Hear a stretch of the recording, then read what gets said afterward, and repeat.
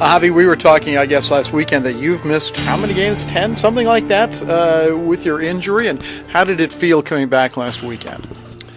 Well, it felt great to be able to help the team again and be able to be on the court and like actually feel like another player. But it was kind of tough because I've been out for a while, so getting rhythm again is gonna be kind of hard. But I mean, it was definitely a good feeling. Well, you come out, if I remember correctly, at UMSL, where you got on the floor and hit your first shot. That had to feel pretty good. Yeah, it did. Well, actually, after that shot, I missed a few. But well, I mean, the important one is the first one, right? That's the only thing that counts. You come through, and I can't remember exactly how many minutes you played this weekend, but any residual aches or pains or anything after that?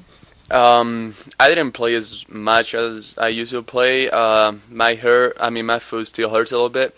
But I feel like it's getting better, and it'll be ready for the end of the season, which is what I wanted originally. So that's good.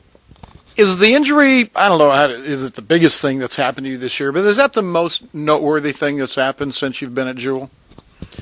Yeah, well, I've been kind of injured since preseason. First, I had my Achilles. Then I had plantar fasciitis, and now I had midfoot sprain. So yeah, I haven't been really like it this year, but I think this one has been the worst. When you've played, you've been maybe our most effective offensive post, especially offensively. And as you're watching us play, can you kind of see that we're missing that offensive spark a little bit? Yeah, well, we have players that stepped out, like Jordan Tanner, my roommate. He's been playing great, so I'm really happy about that. But yeah, I think I could help a lot on the court, so I can't wait to be actually back in shape and help the team like I was doing before.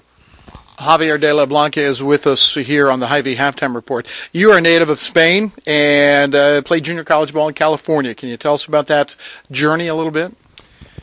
Yeah, I knew the coach in California. I was near San Francisco, and I had good references. So I just wanted to come play basketball in America, and I couldn't go NCAA because I needed the SAT exam, and I didn't speak English at all when I first came, so I needed to go junior college. And it was tough at first, but I got used to the basketball here, which is really different from Europe. And I got used to the language and all that, so I think it was a great experience, and it was in a great place. California is awesome. So, but yeah, I just wanted to play like the next level, so I'm glad I came to Jewel. I want to break that down into a couple of different parts. First of all, I guess we've all heard a little bit about the difference between European basketball and basketball in the States. What was your experience, though, in that difference? The main thing for me was players are tougher in America. Like, it's a physical game, and in Europe I feel like it's more like about talent, maybe. I'm not saying there's no talent here, there's a lot of talent, but players in Europe are not that physical, it's more like fundamental players. And then the second part was, and you've told me the story before, but I'm hoping you'll relay it here, the language. You knew no English when you came to the States, is that right? How did you learn?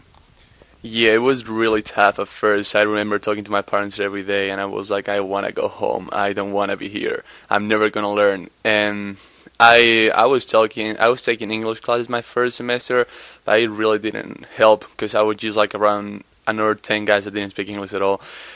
So I basically learned just like talking to people. If you want to communicate, you need to speak in the language. I couldn't even talk to girls. I couldn't understand my coach. So yeah, it wasn't great. So that's how I learned. I mean, I was forced to speak the language. Well, now tell me, what's more important, understanding your coach or being able to talk to girls? Seriously. Oh, definitely my coach. Oh, yeah, right. All right, but you told me you almost had to separate yourself from people that were non-English speakers. Yeah, I didn't want to be around anyone who spoke Spanish. I know it was going to be rough at first, but if I could have been with some Spanish speaker, I could have never learned the language. So I'm glad I didn't do it, because after 3 months, I could basically communicate with everyone, and that felt great. Javier de la Blanca is our guest. Emil Ostevachuk a week or so ago said that one of his toughest transitions was in class, knowing the technical terms, but knowing a different way of speaking or listening. Has that been your experience also, that when you get to class, the technical stuff is different in a different language?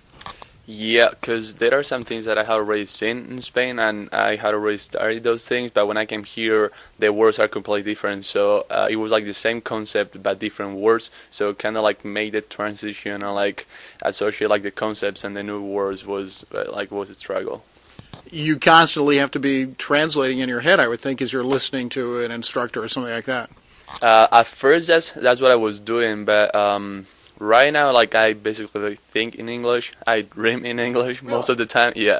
So that's one of the things that I wanted to stop doing, like thinking in Spanish and then translate it into English, because then you're behind the conversation. So basically, I just think in English all the time, but when I'm in Spain.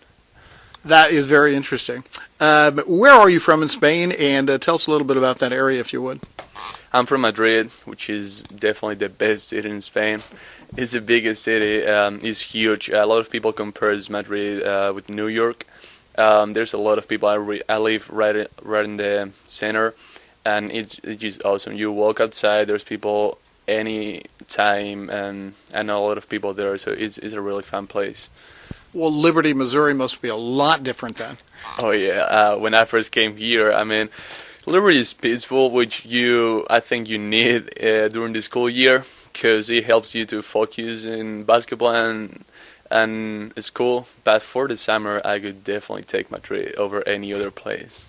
Still family in Madrid, I assume. Could you tell us a little bit about them, please? Yeah, I have two siblings. I got a younger brother. He's 13 and he plays basketball, and I got a younger sister. She's a dancer, and then my dad lives in Madrid. My mom actually lives in the south of Spain right now, which like a lot of my family is from. So yeah, and I got like a lot of relatives and my cousins living in Madrid. Javier de la Blanca is our guest, and I'm wondering, when you decided to go to the States, what was the reaction of your family? Well, my dad was encouraging me to come here. My mom almost cried. I remembered I didn't want to come here, and then I was just laying down in bed watching some college basketball, and I just walked downstairs and I was like, "Dad, I'm going to America the next year."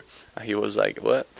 And it was just like that. It was just in the moment, and I'm like that. I like to take decisions like without thinking a lot about it, so that's how I did it.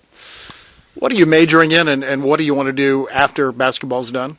I'm majoring in business, and what I've always wanted to do is my best friend and I want to open our own restaurant.